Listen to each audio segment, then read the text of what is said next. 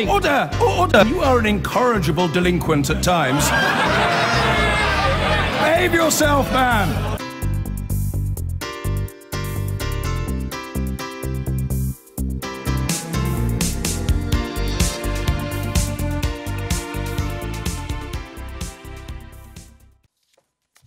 President-elect Donald Trump ramped up his nuclear rhetoric even further today, saying the US would outmatch and outlast any adversary. Russia's President Putin, though, played down fears of a new Cold War, saying he doesn't regard the US as a potential aggressor. But, as our Washington correspondent Robert Moore reports, it has raised more concerns about Mr. Trump's leadership. Donald Trump is entering the Christmas holiday period, having deeply alarmed arms experts about his plans for the US nuclear arsenal. It follows his tweet yesterday, in which he spoke of greatly expanding US nuclear capability. No one knows quite what he means, and whether it represents the abandonment of arms control. It left Christmas-themed news programs confused this morning. One of the presenters had just spoken with Trump by phone. And the president-elect told you what? Let it be an arms race. We will outmatch them at every pass. And outlast them all. And outlast them all. All right, you can put that down as breaking news. Those who work on nuclear arms control say Trump's tweet is reckless and irresponsible. He's toying around with some things that he doesn't quite comprehend the implications of. If he wants a better relationship with Russia, it's not a good idea to start out by saying, let there be an arms race. Russia and the United States are obliged to stop the arms race by treaty, the Nuclear Non-Proliferation Treaty. It has been the policy of every American president going back to Reagan and before to reduce the excessive numbers of nuclear weapons the U.S. and Russia have. In Moscow at his end-of-year press conference, President Putin this morning reacted calmly, saying Trump's tweet was not unusual.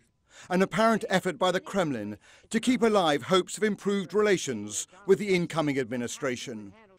But as Trump prepares to enter the White House in less than a month, and with growing doubts about his readiness as commander-in-chief, the level of uncertainty about his presidency is only mounting. Robert Moore, ITV News, Washington. The danse macabre between Donald Trump and Vladimir Putin continues after Trump's tweets and comments about America winning any nuclear arms race. The Russian president responded in kind, saying his country was stronger than any potential aggressor. Whatever happened to their bromance? And Putin's annual end-of-year address in Moscow came as his armed forces continue to play a pivotal role in the Syrian civil war, as our chief correspondent, Alex Thompson, now reports. A cold coming, they had of it. Some 200 families evacuated from East Aleppo.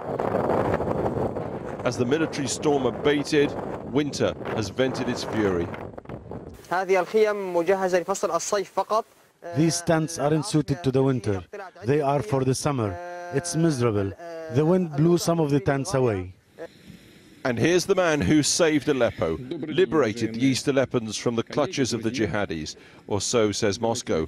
President Putin outlining coming peace talks in which Europe and the US have no place at all.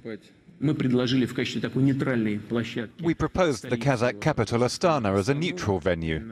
The President of Turkey agreed to that, the President of Iran and President Assad also. On the ground in Syria, he rammed the point home. The West is the problem, not the solution. Moscow and our allies and Turkey cleared the jihadis from Aleppo, he said. The West was, is and shall be nowhere in this. This is the largest humanitarian action in the modern world. It couldn't have happened without the active work of the presidents of Turkey and Iran and our very active involvement. But of course, it couldn't have happened without the goodwill of the president of Syria, Mr. Assad. Today, Putin and Assad spoke by phone. Assad thanking Putin for being an ally over Aleppo. Putin praising Assad for retaking the city. They bring signs to try and get his attention. 1,400 journalists for this annual Putin press-a-thon, almost 4 hours of taking questions. A key message, Russia, the global superpower, is restored. The Russian Federation today is stronger than any potential aggressor. This is very important. And it is no accident that I use the word aggressor. Who is an aggressor? Someone who can potentially attack the Russian Federation, and we are stronger than any potential aggressor. Presumably including the potential aggressor, whose potential president yesterday tweeted this: "The US must greatly strengthen and expand its nuclear capability until such time as the world comes to its senses regarding nukes."